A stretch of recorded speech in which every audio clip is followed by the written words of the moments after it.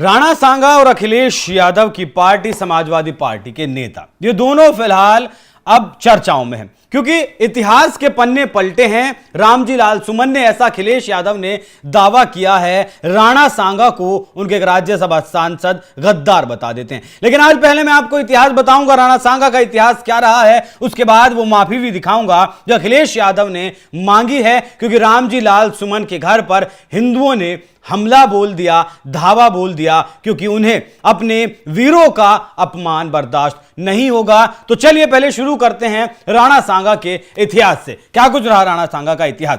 बाबर 1519 ईस्वी से ही भारत को लूटने आ रहा था। हर बार छुटपुट युद्ध के बाद पराजित लौट जाता था। 1526 में महाराणा सांगा द्वारा उनको पत्र लिखकर बुलाने का क्या तर्क बैठता है, यह इस अभागे देश के मक्कार वामी इतिहासकार ही बता सकते हैं। बाबर को पत्र लिखने का स्रोत बाबर का ही लिखा बाबरनामा है, जो कि झूठ का पुलिंदा है। आत्ममुग्ध हत्यारे की पुस्तक के आधार पर वामियों ने जो झूठ प्रचारित किया है, वो पुस्तक पूरी तरह असत्य है। जिस लोधी को महाराणा सांगा बकरोल व खतौली के युद्ध में 2 बार पराजित कर चुके हैं, लोधी के पुत्र को 2 वर्षों तक बंदी बनाकर रख चुके हैं तथा लाखों स्वर्ण मुद्राएं दंड लेने के बाद जिसे मुक्त किया गया, उस लोधी को पराजित करने के लिए सांगा बाबर को पत्र लिखेंगे, ये मूर्खता केवल वामपंथी ही सोच सकते हैं। बाबर को यह पत्र गुजरात के लुटेरे शासक के मंत्री इमाद उल मुल्क ने लिखा था, जिसका विस्तार पूर्वक उल्लेख श्री आरसी मजूमदार ने अपनी विराट पुस्तक दिल्ली सल्तनत में किया है। कुछ लेखकों के मुताबिक यह पत्र पंजाब के मुसलमान राज्यपाल या स्वयं लोधी के संबंधियों ने लिखा था। इस अभागे देश में वामपंथी ठगों ने पानीपत के युद्ध को निर्णायक युद्ध बताकर मार्केटिंग की। इसका कारण था हिंदू राजाओं व योद्धाओं के शौर्य को पहुंचकर इस्लामी हत्याओं की क्रूरता को कम करके दर्शाना, जिससे कि बचे कुचे भारत का इस्लामीकरण भी शीघ्रता से किया जा सके। 16वीं शताब्दी का सबसे निर्णायक युद्ध पानीपत नहीं बल्कि खानवा में लड़ा गया था। बाबर की 1 लाख व सांगा की 2 लाख सेना के बीच लड़ा गया यह युद्ध इतिहास के सर्वाधिक विभत्स युद्धों में से एक है। 8 बजे से 12 घंटे तक चले इस युद्ध में 2 लाख योद्धा मारे गए थे। पानीपत का युद्ध खानवा के युद्ध के सम्मुख बचकानी झड़प से अधिक नहीं था, पर मानना पड़ेगा इस देश के इतिहासकारों को।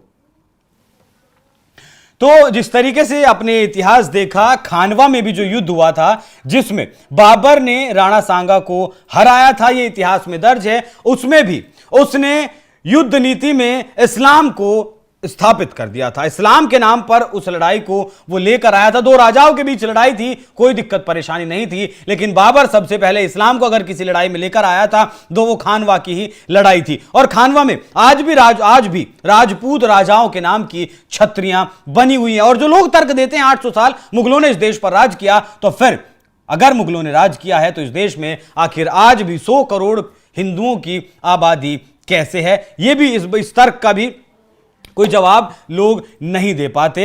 खानवा का युद्ध जरूर हारे थे महाराणा सांगा, लेकिन 100 युद्ध उन्होंने लड़े, जिनमें से 60 युद्ध बताए जाते हैं कि 60 बड़े युद्ध लड़े हैं और वो उसमें से 99 युद्ध जीते हैं। सिर्फ खानवा की लड़ाई वो हारे हैं। बाबर को 2 बार हराया है, इब्राहिम लोधी को 2 बार हराया है। तो कौन सा तर्क है कि राणा सांगा बुलाएंगे इब्राहिम लोधी को हराने के लिए बाबर को, जिसे पहले ही 2 बार हरा चुके हैं। अब आपको अखिलेश यादव का ट्वीट भी दिखाऊंगा, उसके बाद वो टिप्पणी भी दिखाऊंगा जो रामजी लाल सुमन ने की थी। दिखाइए अखिलेश यादव का ट्वीट। अखिलेश यादव लिखते हैं, समाजवादी पार्टी सामाजिक न्याय और समता मूलक समाज की स्थापना में विश्वास करती है। हम कमजोर से कमजोर हर एक व्यक्ति को भी सम्मान दिलाना चाहते हैं। हमारा उद्देश्य किसी इतिहास पुरुष का अपमान करना नहीं हो सकता। समाजवादी पार्टी मेवाड़ के राजा राणा सांगा की वीरता और राष्ट्रभक्ति पर कोई सवाल नहीं कर रही। भाजपा ने इतिहास के कुछ विषयों को सदैव राजनीतिक लाभ उठाने के लिए और देश को धार्मिक जातिगत आधार पर विभाजित करने के लिए व्याख्या का उदाहरण देने की कोशिश की है। हमारा कोई भी प्रयास राजपूत समाज या किसी अन्य समाज का अपमान करना नहीं है। आज के समय में बीते कल की मतलब इतिहास की घटनाओं की व्याख्या नहीं की जा सकती।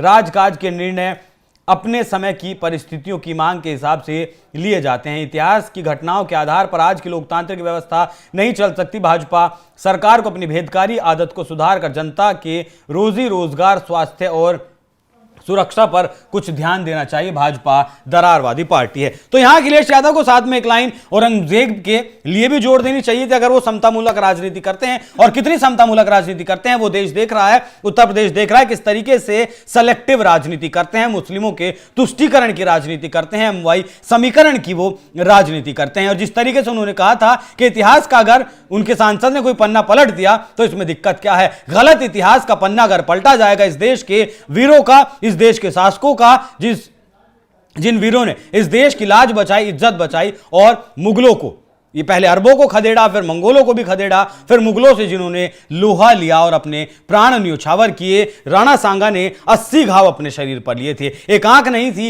एक हाथ कट गया, एक पैर कट गया, उसके बावजूद भी वो युद्ध के मैदान में मुगलों से लड़ते रहे। ऐसे वीर सपूत का इस देश के ये देश अपमान नहीं सहेगा, बिल्कुल नहीं सहेगा। और अपमान नहीं सहेगा इसीलिए जो तस्वीरें आप देख रहे हैं ये रामजी लाल सुमन के घर के बाहर की हैं, जहां कुछ हिंदू दल के नेता और कुछ हिंदू पहुंचे थे विरोध करने के लिए। वहां झड़प भी हुई पुलिस और उन हिंदुओं के बीच पे तोड़फोड़ भी उन्होंने वहां लोगों ने की। यह दिखाता है कि किस तरीके से जब विरोध हुआ तो अखिलेश यादव को बैकफुट पर आना पड़ा। और इस तरीके का माफी तो सीधे तौर पर नहीं मांगी, अपने सांसद से भी उन्होंने नहीं कहा कि वो माफी मांगे। अबू आजमी का भी बयान आपको याद होगा औरंगजेब पर जो दिया गया था, क्योंकि अबू आजमी महाराष्ट्र की राजनीति करते हैं और महाराष्ट्र में बहुत ज्यादा अखिलेश यादव की राजनीति को हिंदुओं से फर्क नहीं पड़ता, तब वो बैकफुट पर नहीं आए थे, लेकिन आज वो बैकफुट पर जरूर आए हैं। एक बार सुनिए रामजी लाल सुमन की वो टिप्पणी भी, फिर अखिलेश यादव ने क्या कुछ कहा है मीडिया के सामने वो भी दिखाऊंगा।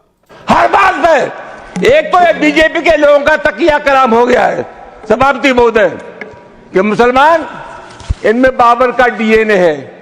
उप सभापति महोदय मैं जानना चाहूंगा कि बाबर का डीएनए मुसलमान में है। हिंदुस्तान का मुसलमान तो बाबर को अपना आदर्श मानता नहीं है, वो तो मोहम्मद साहब को अपना आदर्श मानता है, सूफी संतों की परंपरा को अपना आदर्श मानता है। लेकिन सभापति महोदय मैं जानना चाहूंगा कि बाबर को लाया कौन? बाबर को इब्राहिम लोदी को हराने के लिए राणा सांगा लाया था। तो मुसलमान तो बाबर की औलाद हैं और तुम गद्दार राणा सांगा की औलाद हो, ये हिंदुस्तान में तय हो जाना चाहिए। देखिए ये जो तर्क यहां दे रहे हैं इसके इनके पास दो प्रमाण हैं।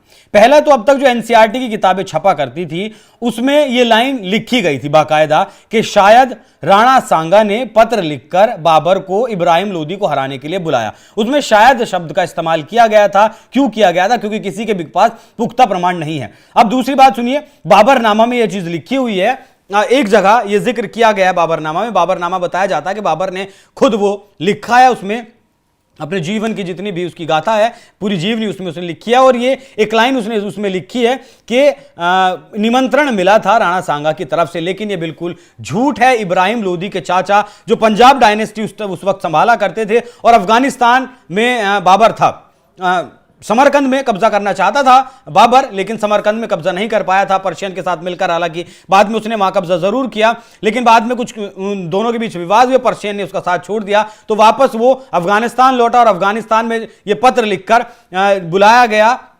इब्राहिम लोदी के चाचा थे, उन्होंने उनके बेटों ने उन दोनों इसे बाबर को बुलाया था हिंदुस्तान में। उन्हें लगा था कि दिल्ली की गद्दी सौंप कर चला जाएगा औरंगजेब, लेकिन वो नहीं गया। राणा सांगा ने कभी कोई पत्र नहीं लिखा। हाँ, इस बात का उल्लेख जरूर मिलता है कि बाबर की तरफ से, माफ कीजिएगा, हाँ, बाबर की तरफ से निमंत्रण जरूर मिला था राणा सांगा को इब्राहिम लोदी को हराने के लिए, लेकिन उन्होंने वो अस्वीकार कर दिया था। पहला तो एनसीईआरटी और दूसरा बाबरनामा। अब एक चीज यहां और समझ लीजिए कि इतिहास उसी का माना जाता है जो विजेता होता है। अब आप जिस तरीके से मैच देखते हैं, याद उसी टीम को रखा जाता है जो वर्ल्ड कप का फाइनल जीत लेती है। जो हार जाती है उसको याद नहीं रखा जाता, तो इसीलिए तवज्जो और महत्व दिया जाता है बाबरनामा को जो बाबर ने लिखा था। अब बाबर ये कैसे लिख देता, बाबर अपनी हार कैसे लिख देता, बाबर कैसे लिख देता कि मैं 2 युद्ध राणा सांगा से हारा हूं? तो बाबर ने अपनी जीत को अपने तरीके से लिखा, उसने अपने तरीके से सेलिब्रेट किया और उसी को आज वामपंथी इतिहास बताते हैं और हमें स्कूलों में पढ़ाया भी यही गया है। ये इस देश का वाकई में दुर्भाग्य है। और जो डाटा मैंने आपको शुरू में दिखाया राणा सांगा के बारे में, वो सारा लिया गया है, महाराणा नाम की पुस्तक है, डॉक्टर उमेंद्र रत्नू राजस्थान से आते हैं, उन्होंने वो पुस्तक लिखी है, उसमें से वो डाटा निकालकर मैंने आपके सामने रखा है। बाकी अखिलेश यादव ने इस मामले पर क्या कुछ कहा वो भी सुन लीजिए। ये भारतीय जनता पार्टी ने जो संस्कृति शुरू की है कि पुरानी बातों को कहें, पुरानी बातों से कहीं न कहीं अपने हिसाब से इतिहास को पढ़ें, इतिहास को बताएं। दुख है इस बात का कि जो भारतीय जनता पार्टी ने ये परंपरा शुरू की कि इतिहास अपनी मानसिकता से, अपने पॉलिटिकल लाभ से पढ़ें। उसी में बहुत सारे लोग कह रहे हैं कि पुरानी इतिहास की किताबें जो उठाई हैं, मान लो गूगल आप कर लें, क्या क्या इतिहास लिखा हुआ है, यूट्यूब आप उठा लें, क्या क्या इतिहास लिखा है। ये तो सरकार की जिम्मेदारी बनती है, और ये सरकार तो वो है जो नाम बदलती है, इतिहास बदलती है। ये रामजी सुमन जी पे इसलिए अटैक हुआ कि एक तो वो दलित हैं, और दलित होने की वजह से उन पर अटैक हुआ है।